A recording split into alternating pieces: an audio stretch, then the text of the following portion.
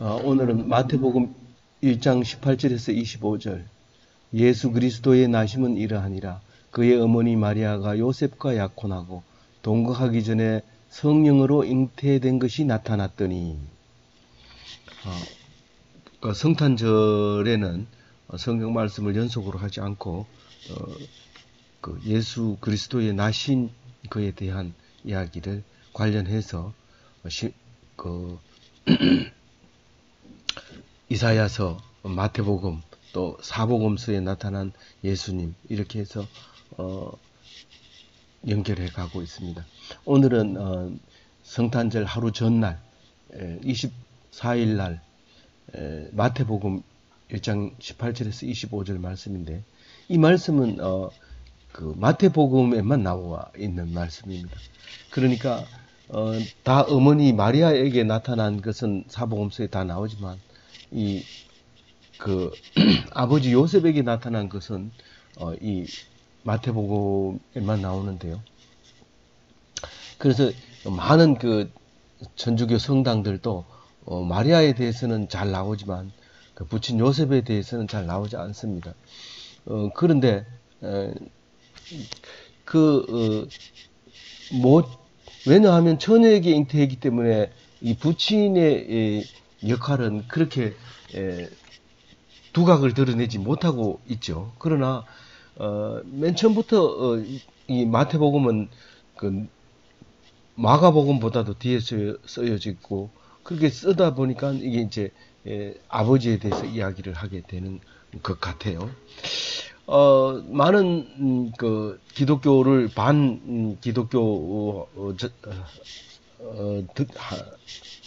기독교를 반대하는 사람들의 입장에서 보면 왜 성경이 일관성이 없고 이렇게 다르게 나타났느냐라고 얘기하지만, 법적으로, 법률적으로 그렇고요. 오히려 여러 개가 있음으로써 그게 증거가 된다는 겁니다. 그러니까 두 사람이 나타나서 똑같은 이야기를 하면 그것은 오히려 법의학적으로라든가 법 증거학적으로는 그건 가짜라는 거죠. 둘이 똑같은 얘기를 하면 그것은 짜고 했다는 얘기죠. 그리고 여러 번 물어봤을 때도 계속해서 똑같은 얘기하면 이건 분명히 의심해야 된다는 겁니다.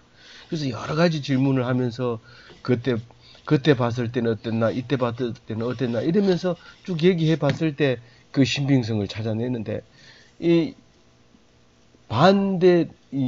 예수 그리스도는 가짜다라고 연구하던 사람이 마지막에 결론 내기는 이게 정확한 증거다라고 얘기하는 것은 분명히 있었다는 겁니다. 예수님이.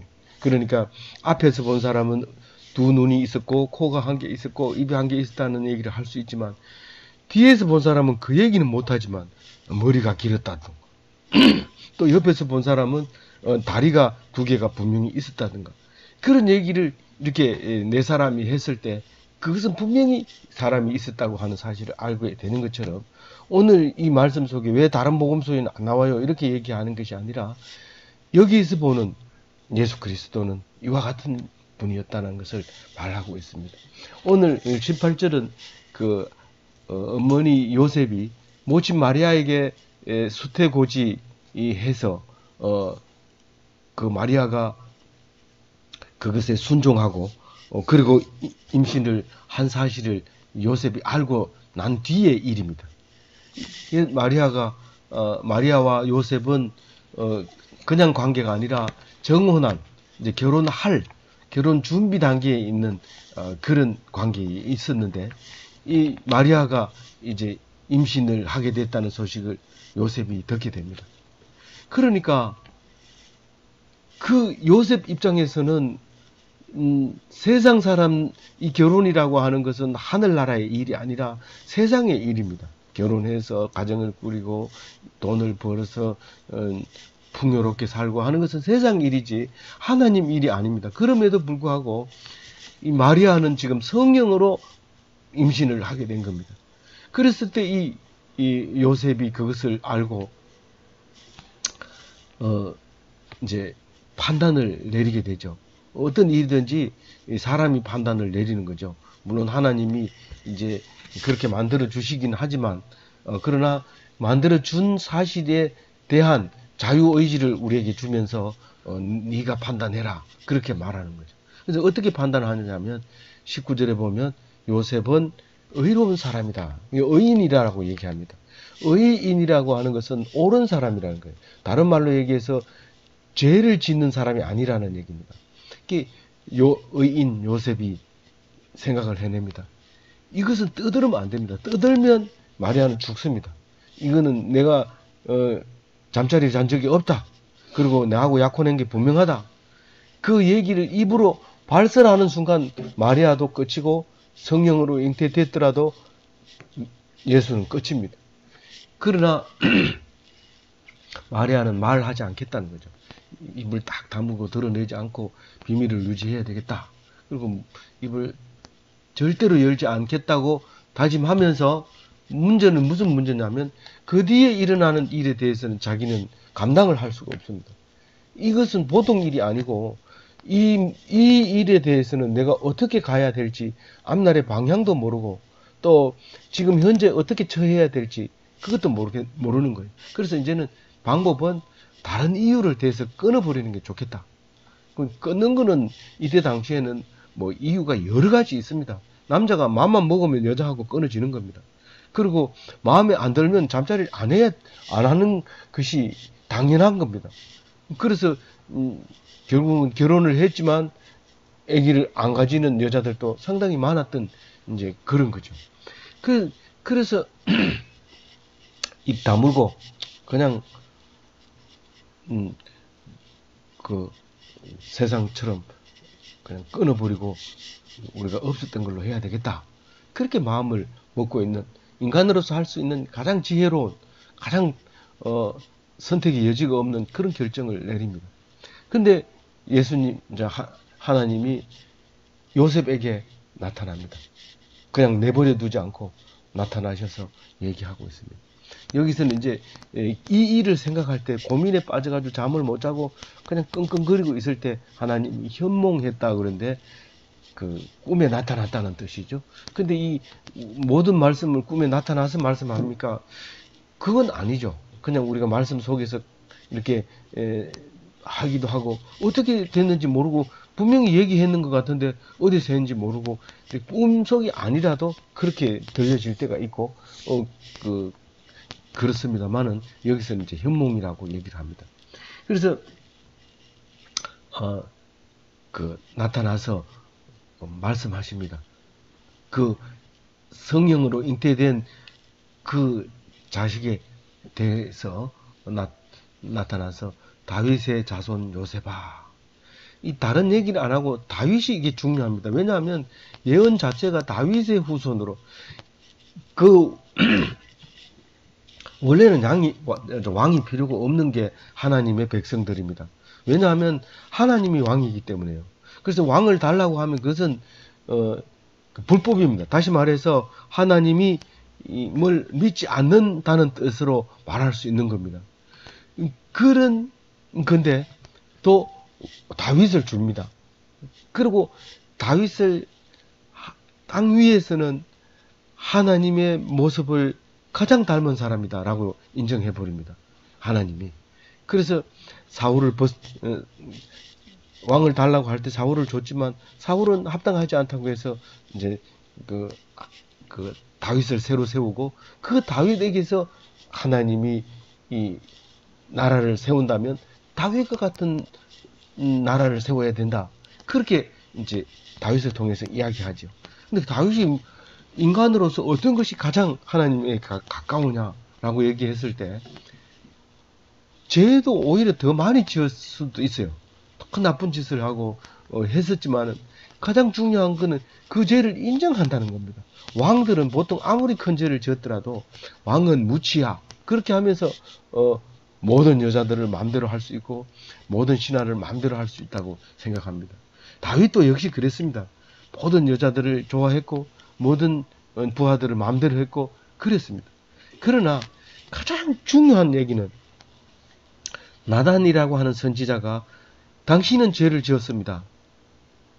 그렇게 얘기했을 때 침상이 썩도록 울었다는 겁니다. 그리고 그 나단 선지자가 그 일로 인해서 그 아들이 죽을 것이다라고 얘기했을 때 그 아이가 죽을 때까지 울었다는 겁니다. 그리고 죽고 나니까 일어나서 밥을 먹고 기운을 차리고 있었던 거죠.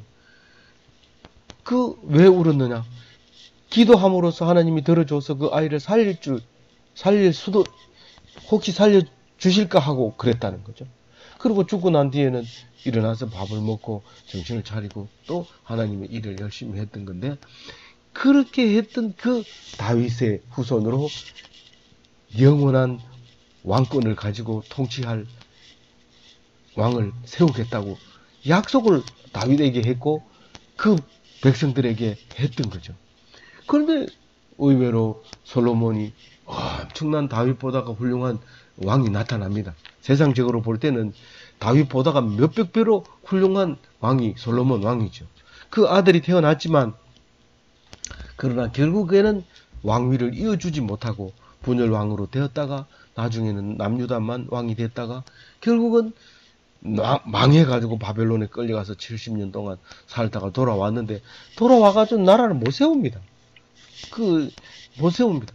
그런데 그 중에 겨우겨우 어떻게 살아남은 그 왕이 하나 있었고 그 자손이 이 스룹바벨이 와서 나라를 세우고 그래도 안 되지만 결국은 400년 뒤에 예수님이 오시게 돼서 이 예수가 바로 다윗의 자손이다라고 오늘 얘기하고 있습니다. 그 다윗의 자손은 다윗이 누리고 있는 하나님이 인정하는 그 왕을 그대로 행하게 되는데 그 뒤에 이어지는 것은 바다의 모래알 같이 하늘의 별과 같은 많은 사람이 이 다윗과 같은 왕위를 그대로 이어가지고 영원히 간다는 겁니다. 다윗이 어떤 왕이냐? 하나님을 믿는 왕이고 또 하나님의 이름으로 통치하는 왕이고 하나님 앞에는 겸손한 왕이고 자기가 최고가 아니라 하나님을 최고로 쳐주는 그런 왕인데 우리가 그렇게 살아라는 거죠. 왕 같은 제사장으로 그렇게 살기를 원하고 예수님이 오셨다는 사실을 이제 말하기 위해서 다윗의 자손 요셉아 이렇게 부르는 겁니다. 예수님이 오기 전부터 다윗의 후손으로 올 왕을 그렇게 기다렸는데 예수님이 와서 안전병리를 일으키고 정신병자를 고치고 귀신 들린 자를 쫓아내고 할 때 그게 다윗의 후손이라는 걸 알아챈 사람들이 있었다는 겁니다. 물론 그것을 못 알아보고 오히려 그것을 아니라고 생각하고 예수님을 죽였는데 결국은 그 죽음이 다윗의 왕 위를 가지고 있었던 사람의 이 말씀대로 오신 거라는 사실을 알게 됐을 때 많은 사람이 믿게 되고 물론 안 믿는 사람이 더 많죠. 믿는 사람보다 안 믿는 사람이 더 많지만 그 믿는 그 믿음으로 말미암아 우리는 바다의 모래알 같이 하늘의 별과 같은 사람 중에 하나가 돼서 왕 같은 제사장으로 살고 있는 거죠. 그래서 그 마리아를 데리고 와라. 네 아들이다 이 말입니다.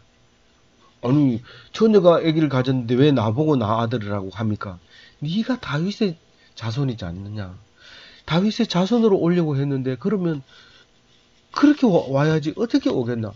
그리고 처녀의 몸에서 잉태를 해야 된다고 얘기를 했는데 만약에 네가 처녀의 몸에 잉태 안 되고 다윗의 후손으로 진짜 네가 요셉하고 마리아하고 결혼해서 자식이 나선 그 아이가 다윗의 후손이라고 하고 하나님의 아들이라고 하면 그게 오히려 이상하지 않느냐는 거죠. 그러니까 네에게 이것을 맡긴다. 사실은 이거는 마리아보다 더 힘든 겁니다. 마리아는 그냥 10달 동안 배가 아파가지고 낳기만 하면 되지만 이 다윗 그 요셉은 영원히 나의 자식으로서 나의 그 후손으로서 책임져야 됩니다. 만약에 이게 진짜가 아니면 완전히 사기꾼이 돼버리는 겁니다. 요셉은 영원한 사기꾼이고 이거는 말도 안 되는 짓을 하는 거기 때문에 요셉으로서는 굉장히 힘든 이야기를 하고 있는 거죠. 근데 이게 성령으로 됐다고 얘기하니까 요셉은 말할 수가 없습니다. 뭐 다른 얘기하면은 뭐 그게 DNA가 그러면 어떻게 자동으로 생기는 겁니까? 내가 말하면 자동으로 내하고 닮아집니까? 뭐 이렇게 따지고 막 대들 수 있는데 성령으로 잉태된 거에 대해서는 말할 수가 없습니다. 그래서 그렇게 하면 어지간하면 둘 중에 한 개입니다. 믿든지 말든지 두 개입니다. 우리 세상 사람들을 두 가지로 나누라 그러면 남자와 여자로 나누는 게 아니고 미국 사람과 미국 사람 아닌 사람으로 나누는 게 아니라 믿는 사람과 믿지 않는 사람으로 나누어야 되는데 결국은 요셉은 옳은 것을 선택하게 됩니다. 이 믿기로 작정을 하는 거죠. 그래서 그 말하는 소리를 귀담아 듣습니다. 만약에 그 아들을 낳게 될 텐데 그 아들을 낳으면 이름을 예수라고 해라. 왜요? 그 과거에 예수스라고 하는 사람이 날 텐데 그 사람이 이 땅을 정복할 것이다라는 말을 예언자들이 했다는 거죠. 그러니까 그 아이 이름을 예수라고 하라고 얘기하는 거예요. 여호수아, 예수와 조수아 그리고 왕의 이름 중에서도 그 비슷한 게 있죠. 그 같은 어원으로 이제 사용하고 있던 이름을 쓰라고 합니다.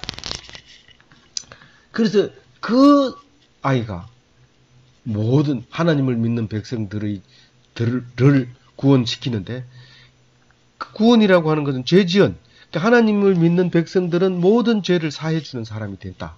그 얘기를 하고 있는 거죠. 구세주가 될 것이다. 그렇게 얘기합니다. 그러면 이 요셉은 그게 무슨 말이에요? 그러니까 22절에 선지자가 얘기한 말이 이제 이루어지려고 하는 것이다. 라고 얘기를 합니다. 물론 이제 거기 이제 그 기사와 이적을 예언했죠. 그 이사야 7장 14절 똑같은 말이 이제 인용이 됐는데 처녀가 잉태하여 아들을 낳을 것이요 그 이름을 임마누엘이라 하리라. 임마누엘이라는 말 자체가 우리와 함께 하시다. 뭐가요? 하나님이 우리와 함께 하시다. 하나님이 어떻게 우리와 함께 우리 안에 거하시다.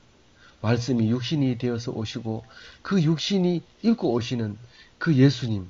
그 예수님, 그러니까 우리가 예수님하고 똑같이 말해도 전혀 이상하지 않습니다. 우리가 하나님의 아들이다. 내가 하나님의 아들로 왔다. 내 속에 하나님이 계시다. 내가 하나님을 상속받는다. 그렇게 얘기해도 전혀 이상하지 않는데 자꾸 밀어냅니다. 지금 엄청난 잘못을 하고 있는 그 가톨릭은 지금 가톨릭 성지거든요. 요번에 여행에서도 참 개신교는 들어가 발도 못 붙인 그 땅에 지금 갔다 왔는데 성경을 못 읽게 하고 사제만 읽게 하고 계속해서 그 성경 말씀을 말하려고 하니까 온갖 조각상을 만들어 놓고 그게 작품이고 그게 관광객을 유치하게 되는 결과를 낳게 되는 그런 일이 생기죠. 근데 어쨌든 그 하나님이 우리 몸속에 계시고 우리가 그 하나님이 하시라고 하는 말씀대로 움직이니까 결국은 내가 하나님이고 하나님이 나에게 오시고 그렇게 됐다는 거죠. 그 얘기를 이제 하고 있습니다. 임마누엘이 우리 임마누엘. 우리가 하나님이다 그러면 오해합니다. 그래서 사람들이 저 사람 하나님이래 이렇게 얘기하면 이상하게 되기 때문에 그 말을 못하는 거지. 사실은 그걸 내 속에 들어와 있고 예수님 속에 들어가 있다는 그 임마누엘이 예수님이라는 거죠. 우리도 임마누엘이라는 거죠. 근데도 자꾸만 미루고 싶어요. 당신이 가서 하나님하고 말하고 오세요. 내가 당신이 하나님하고 말하고 오면 당신이 한 말 모두를 내가 당신에게 믿고 당신이 하라는 대로 하겠습니다. 그렇게 얘기하거든요. 근데 그 가톨릭에서는 전부 성자들을 이름을 붙여놓고 그 사람 이름으로 기도합니다. 직접 해도 되는데 그 사람 이름을 통해서 하는 거예요. 성모 마리아도 마찬가지. 그 사람 입을 통해서 복을 빌고 싶은 거예요. 인간이 언제부터 그랬냐면 모세 때부터 내가 하나님 만나는 너무 두렵습니다. 당신이 하나님과 얘기하면 당신이 하나님하고 얘기하고 와서 나한테 얘기하면 우리는 다 듣겠습니다. 그렇게 얘기하는데 택도 없습니다. 그 사람 말 안 믿습니다. 그냥 하나님 앞에 가니까 죄가 드러나고 부들부들 떨리고 겁이 나니까 못 서니까 대신 딴 사람을 해서 그 말을 듣겠다고 말을 하면서 그 사람 말을 안 듣습니다. 결국 그래서 가톨릭이 되어버린 거고, 그게 오래되니까 개신교가 탄생할 수밖에 없게 되어 있는 거죠. 그래서 조각을 보고 상을 보고 그러지 말고 말씀을 봐라. 그때는 성경을 못 읽게 했으니까 이야기를 하려면 그 그림도 그리고 조각을 만들지만, 지금은 그림도 조각도 할 필요 없고 말씀을 보면 그대로 되는 거죠. 근데 순종을 할 때 그냥 쉽게 했을 거라고 생각 안 해요. 24절에 보면. 그래서 요셉이 정신이 바짝 차려가지고 보니까 무시할 수 없는 거예요. 이건 지금 무시할 일이 아니에요. 야, 이 개꿈이다 이러고 떨고 일어나면 좋을 텐데, 분명히 이건 아니다라고 생각하고 그 분부대로 마리아를 데리고 옵니다. 이것을 받아들일 때 저는 예수님이 그 십자가 지기 전에 겟세마네 기도하고 같다고 생각을 해요. 그래서 제가 거기다 썼는데, 내 아버지여 만일 할만하시거든 이 잔을 내게서 지나가게 하옵소서. 그러나 나의 원대로 마옵시고 아버지의 원대로 하옵소서. 이 요셉은 그런 마음으로 마리아를 데리고 왔을 것 같아요. 25절에 마지막 절에 보면 아들을 낳기까지 동침하지 아니하더니 낳음의 이름을 예수라 하니라. 그냥 이게 슬쩍 지나갈 수도 있어요. 왜 동침하지 않았을까? 아내를 데리고 왔으면 같이 자야지. 근데 같이 자버리면 이 날수 계산에 따라서 이게 요셉이 육신에서 낳은 자식이라고 인정할 수밖에 없을 수도 있어요.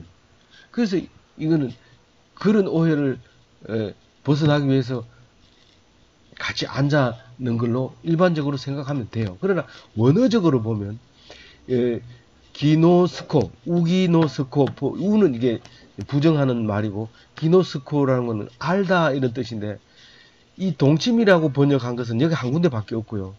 한 200군데 이 기노스코라는 말이 나오는데, 나우, 알다는 뜻입니다. 이게 알지 않았다 이 말은 알려고 하지 않았다, 한 번도 알지 못했다, 한 번도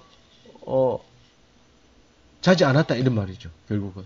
그러니까 여자를 모르는 상태에서 예수를 탄생시키는 거죠.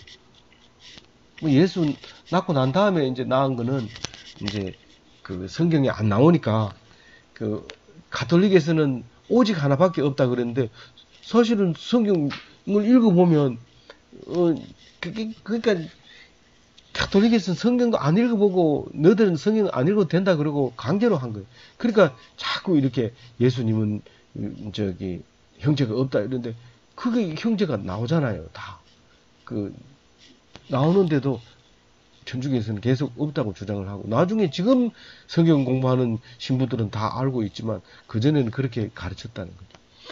그게 나중에는 이제 아기를 낳고 그렇게 하지만, 예수 낳을 때까지는 동침하지 않았다 그렇게 말을 하고 있습니다. 그래서 순종함으로써 예수님이 오셨다 그렇게 얘기합니다. 예수님 말고는 우리가 말하지 말아야 되는 것은, 예수님이 오시게 한 것은 사실 마리아가 아주 중요한 역할을 하죠. 근데 마리아가 중요하다면 요셉은 더 중요하다. 마리아는 몸을 빌려줬지만 지금 요셉은 정신이고 영혼이고 다 빌려준 셈이다. 그렇게 말할 수 있는 겁니다. 사실은 그 이름까지 다 빌려준 거죠. 그렇게 해서 예수님이 탄생하셨는데, 이것은 말씀으로 말씀을 해석해야 되지, 상식적으로 얘기한다든가, 특히 신학자들이 모여가지고 진짜로 단세포로 예수님이 태어났느냐 해보자. 진짜 맞다. X 염색체만 있고 Y 염색체는 없더라. 뭐 이런 식으로 자꾸 이야기하고 한다면 우리는 이 성경을 그렇게 받아들여서는 안 됩니다. 과학적으로도 나중에는 증명이 되겠지만, 그러나 우리는 그걸 가지고 논란을 가지고 있어서는 안 된다는 겁니다. 아무쪼록 예수 믿는 믿음으로 성탄들이 더 즐거워야 됩니다.